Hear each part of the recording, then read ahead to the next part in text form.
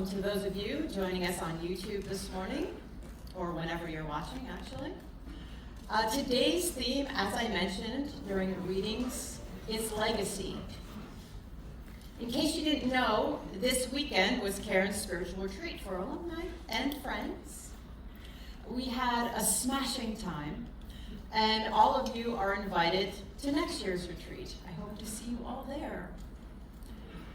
Along with multiple interactive workshops about spiritual practices and the exploration of the topic transformed, we also had a special time of remembrance for Reverend Jack as we approach the one-year anniversary of his death on October 9th.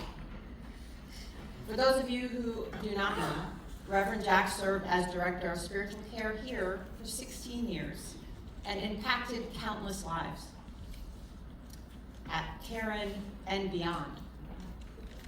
His life was sadly cut short last year.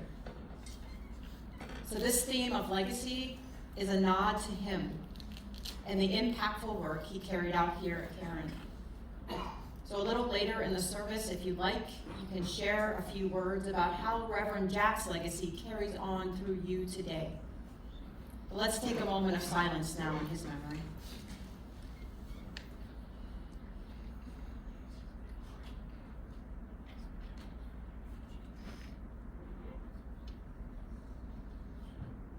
Thank you. Sometimes when we hear the word legacy, we think of inheritance or material wealth being shared. And that can be part of what a legacy is, but it is much more than that. A legacy is not only something handed down from one generation to the next, but the long-standing impact of that person's contributions in the world, inherited by anyone who crossed their path in life. The more impact a person has on people's lives, the more their legacy can be seen and felt and heard in the world. One day, a young apprentice and his mentor were on a walk, one of their regular walks, discussing the apprentice's hopes and dreams. The young man was full of ambition, eager to make his mark on the world. As they strolled through the serene countryside, they came across a pond. It was just as still as glass. And as they stood by the water, the apprentice spoke of his desire to do something meaningful, something that would reach and influence many people. He longed to make a difference, to leave a legacy that would ripple across the world like waves on the water.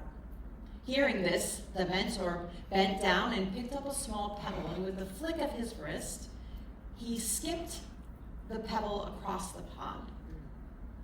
The apprentice watched as tiny ripples spread outward in all directions. The sight fascinated him, and he said, "I want to do something like that, but bigger. I want my work to spread far and wide, influencing many. I want to make a real splash, y'all." The wise mentor smiled and responded, "Then you'll need something larger than a mere pebble." Taking the hint, the apprentice found a much bigger rock, and he plunked it into the water. And the splash was large and the ripples wider, and he turned to his mentor with a triumphant grin and said, "Is that big enough for you?" But instead of answering, the mentor did something weird. He stripped down to his undergarments. He removed his sandals, and his apprentice was staring at him in bewilderment. Then, without hesitation, the mentor took off a flying leap and splashed into the pond with his whole self. Water droplets rained down, swirls of ripples, waves, and motion. And when the mentor finally surfaced, his apprentice said, "What in the world are you doing?" And the mentor explained, "You say you want to make an impact.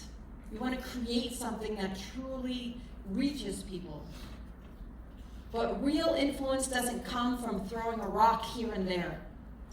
It comes from immersing yourself completely. If you truly want to make a difference, you cannot just skim the surface. You must throw yourself into your work and everything you have." the young apprentice stood in thoughtful silence. He had been so focused on the size of the stone, on creating the biggest ripple possible, that he hadn't considered what the mentor was really trying to show him. Making an impact wasn't about force alone. It was about dedication and passion and total commitment.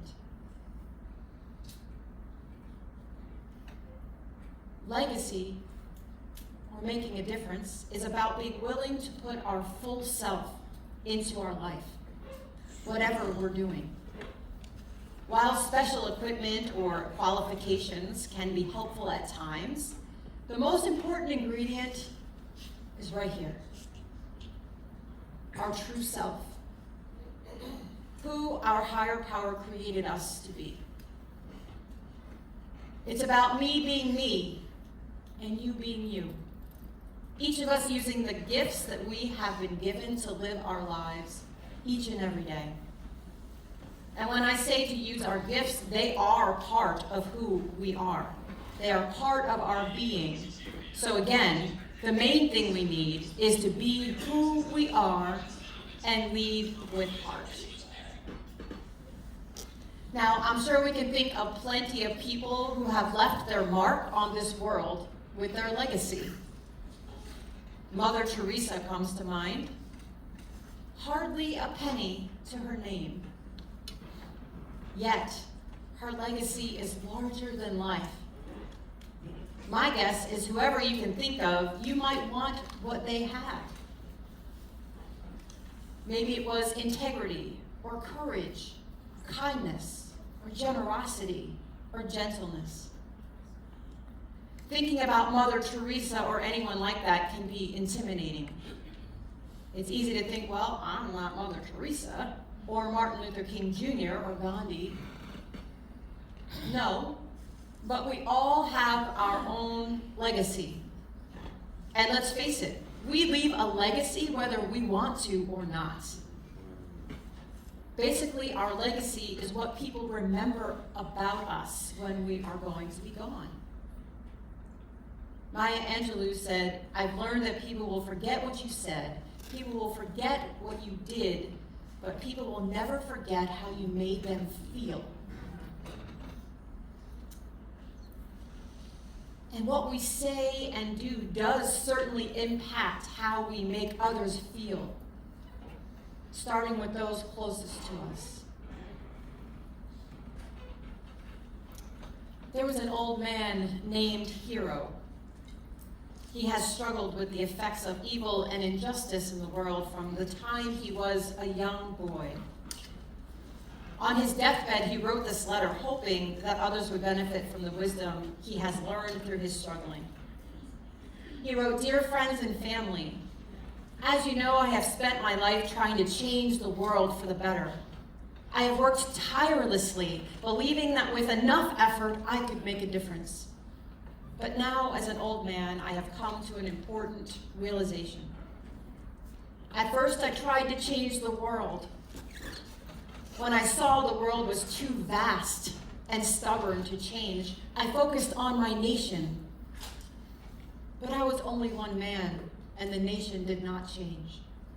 So I turned my efforts to my town, hoping that by improving the lives of people around me, I could create that ripple effect. But even my town proved too resistant. Finally, I focused on my family, believing that if I could shape them into better people, they would go on to influence others. But even here, I face struggles, for no one changes simply because we wish them to." I'm going to read that again. No one changes simply because we wish them to. And now at the end of my journey, I realized that I had been looking at it all wrong. The one thing I always had control over, the one thing I truly could change, was myself. If I had started by changing myself, perhaps my family would have seen my example and have been inspired to change too. Then as a family, we could have influenced our town. Our town could have been inspired, an inspiration to the nation. And with the help of the nation, we could have made an impact on the world. Change does not begin with the world. it begins within. If you want to make a difference, start with yourself. Be the person you wish others would be. Live with kindness, wisdom, and integrity, and let your actions speak louder than words. That is how true change begins. With love and wisdom. Hero.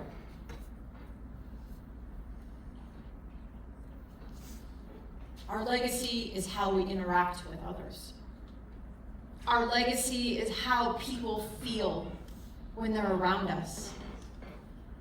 Our legacy is about stripping away everything except who we are. And if we don't know who we are, it's never too late to start exploring that. And it's never too early to start thinking about a legacy we're leaving. Because the next thing you know, years and years have passed. Alcohol and drugs, they don't allow us to be who we truly are. We can't get to know ourselves and what we can really do when we're under the influence. Recovery is truly the best thing we can do for our legacy. When I think of a legacy that I want to leave in this world, I think of the values that are most important to me. And that is authenticity and kindness. That's how I would like people to remember me when I'm gone. I don't always get it right, but the intentionality is there, and I keep practicing. So let's take a moment of silent reflection. And I invite you to think about your legacy.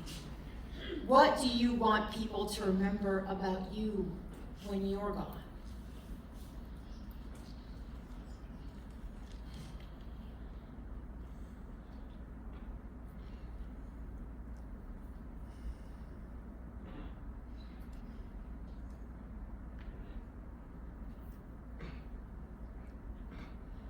Amen.